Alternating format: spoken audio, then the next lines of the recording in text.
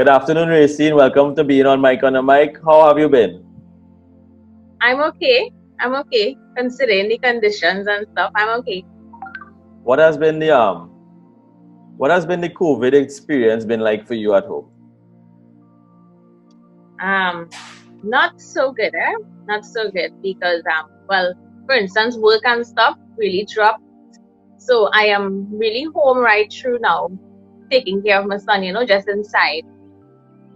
So it's kind of difficult, but coping. A lot of people taking this time to follow their passion or to do some form of training or to get into digital technologies. Have you been accessing any of this time to do something positive? Actually, yes. Now that I am home, you can say full time now, I am really doing my paintings, working on my paintings.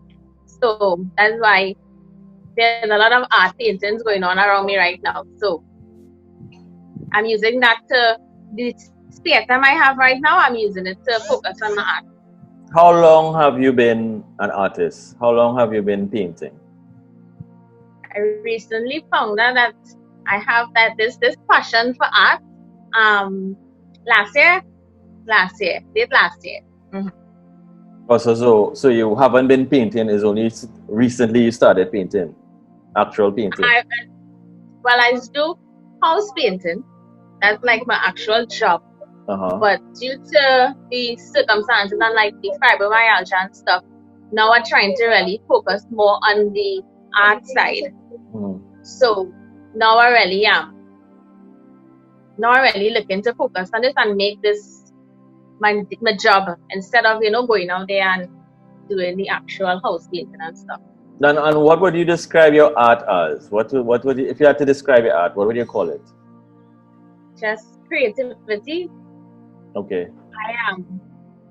I normally do my art paintings when I'm alone by myself. So it's like more quiet time, and just open up, and it has really helped me a lot in like just it's a peaceful thing, just playing your mind and stuff. So yeah.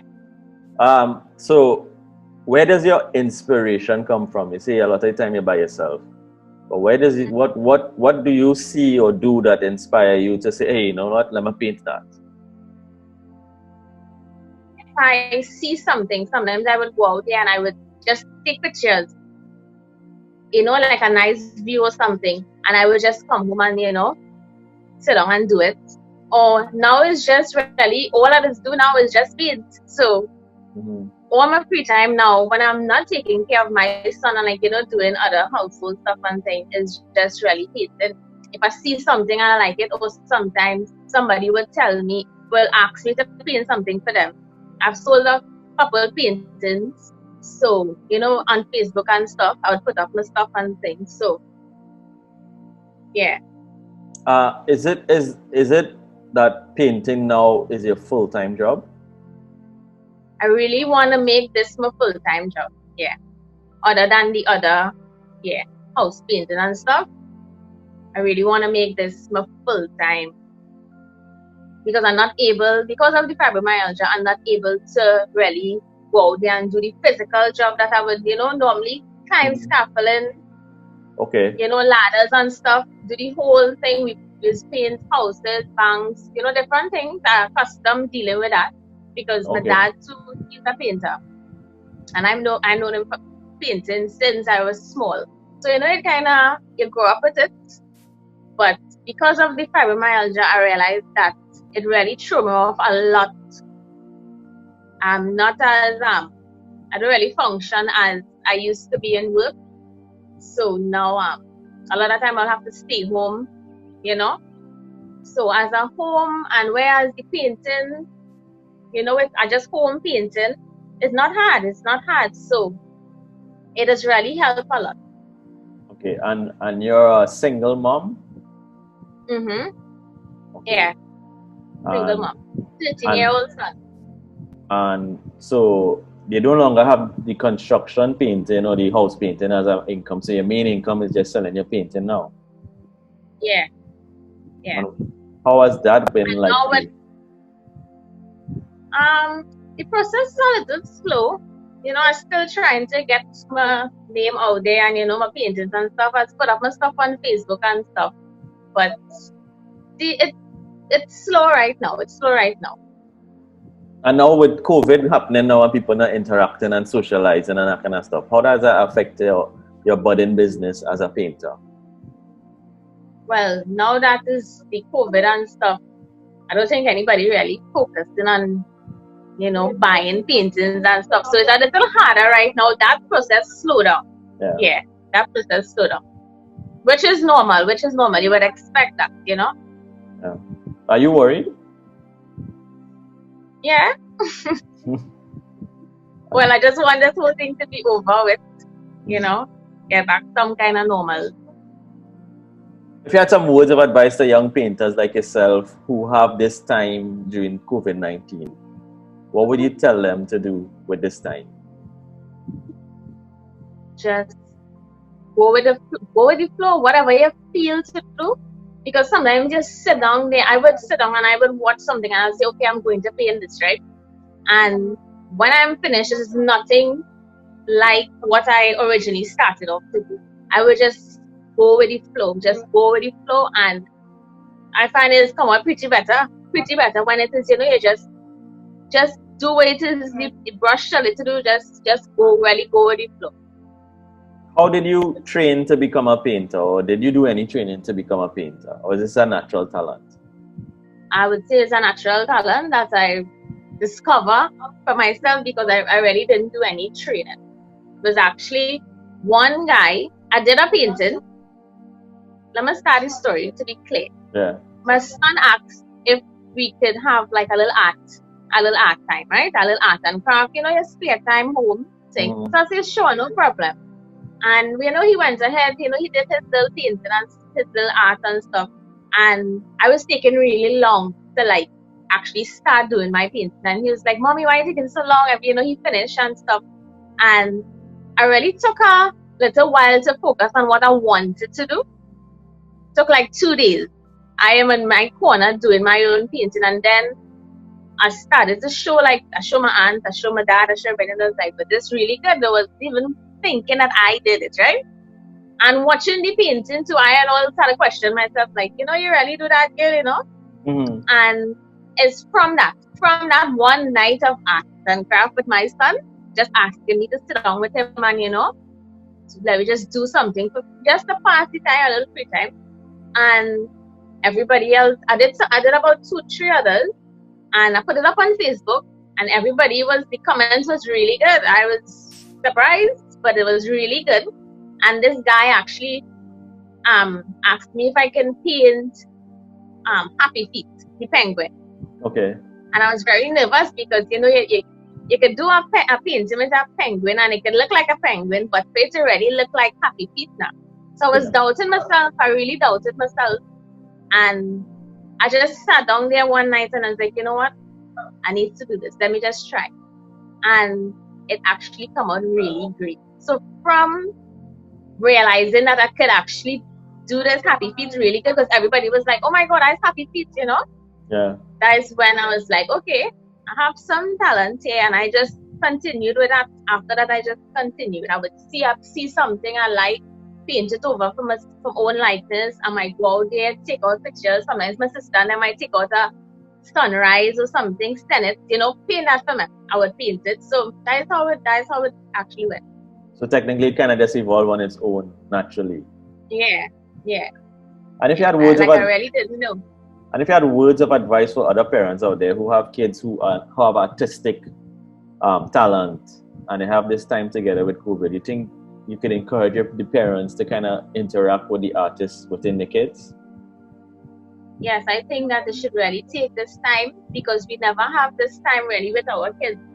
You know, so much time, and the days passing and you're so bored. I think if it is you realize your child could have some potential, it could be so small, but just you're seeing it, just get some paint and some brushes and just leave the child, let him do whatever he feels to do.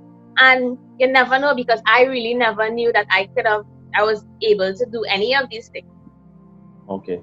All right, and let me just get a little background into what you're dealing with. Earlier on, you say it was myelofibrosis. What is the condition? Fibromyalgia. Fibromyalgia. Fibromyalgia. Sorry, my apologies. Yeah, Um, that's okay. when were you diagnosed with this disease? It was a year ago. I already found out that it was that. I didn't know what it was. The symptoms got so bad that it was no longer like a normal cramp. Because when it started to affect like my face and stuff, because my whole face would cramp and stuff, right? That is when I really went to the hospital. And it's actually watching the advertisement on cable. And my sister was like, I think this is what you have, watch the symptoms. And I actually went and Googled fibromyalgia. And every single thing that it said, all the different strange symptoms that I was unable to even, explain to somebody, it was there. And I went to the hospital and I told them, I think I have this. I think I have fibromyalgia. But fibromyalgia, I think, is something new that they're now trying to study. So really and truly, all these years, I didn't know what it was and they didn't know what it was. And I had done MRI and like blood tests and stuff. They sent me to do different things. And well, from then, they say, well, it's fibromyalgia. What are the... I have to go for therapy and stuff. Okay, what are the main symptoms? Okay, so fibromyalgia changed my whole life because the coldness, cannot handle the coldness at all. Even evening time breeze, I will be inside. So I don't go out, I don't party, I don't drink alcohol again because it's just starts to like the cramping is so dread. I cannot even explain how it is big, but it's really the coldness that's more trigger it off. You see, early morning time, when the breeze is still a little chill, I would have cramping all in my face, go right down. Sometimes your body just get it just seem heavier, like you're like kind of stiff. Yeah, so sometimes I would go to brush my hair and I can't even hold the brush because it's like it also, I don't have any more strength in my left side again as how I had before. My whole body, I definitely just feel the difference from how I was then to now. Gradually it changed, so it's really something difficult because a lot of different symptoms. With it, you get respiratory problems, so a lot of bad headaches, the muscle cramping. My body would feel like if I have fever. So right now, this COVID going around, right? I accustomed feeling like my body I have fever. So my symptoms have to be like really, really drastic for me to really say, okay, maybe it's the COVID, because I have cold symptoms. Sometimes I would feel like if I get any cold, it might pass, and like some hours might pass and it will go, no cold. And this is every day. This is every day is always something. It changed my life completely. Are you afraid? Sometimes. Are you afraid? Sorry for cutting you off, but are you afraid with COVID being so prominent now, this COVID virus, and so much information about staying at home and washing your hand and hand sanitizer? Are you afraid that if you contract COVID, that you might not survive? Definitely, yeah. Because having fibromyalgia, sometimes I just feel like if I might die. Like in the moment, in the pain, sometimes I would just be lying down there. Problem to sleep.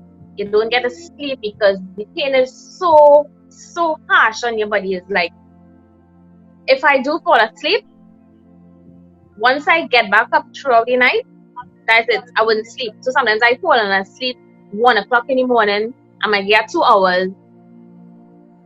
You get up, and sometimes it don't even make sense. I just feel like it don't even make sense lying down in the bed because it's like you're not getting you sleep. The medication is making me feel really sick. And it's really high dosage. They really want me to be on because it's the critical stage of the fibromyalgia. I'm supposed to be taking a good few tablets when they come in. But the tablets just make me feel sick. If I take the tablet now, if I take the tablets tonight, I would get up 1 o'clock the next day. Oh, wow. So, yeah, it's have you really spaced out, just drowsy. I guess then for you to get some relief to sleep, but remember you can't sleep out your days. Yeah. You still need to get up. So I was really trying not to take the tablet. But when it gets really, really bad, I just have to go to the tablet. What's his son name? Isaiah. Isaiah. Okay. If you had words of advice for people similar like yourself who is at home, who had a prior condition and is in the high risk, and now they have to stay home because if they take that risk to go out, they could get sick and probably even worse die. But if you have words of encouragement for people like yourself, what would you tell them? I would tell them pray and just really stay inside, because having a condition, it's really to go out there, having a condition, you're putting yourself at more harm than a regular person who, functioning well. So my advice is to just really stay inside and pray and just, hope that this just passes. So I look forward to seeing some more of your art and more of your work, and hopefully we could meet up after the COVID experience and share some more stories. Hopefully, yes. Very looking forward to that. All right, take care, Rayceen. Okay, bye.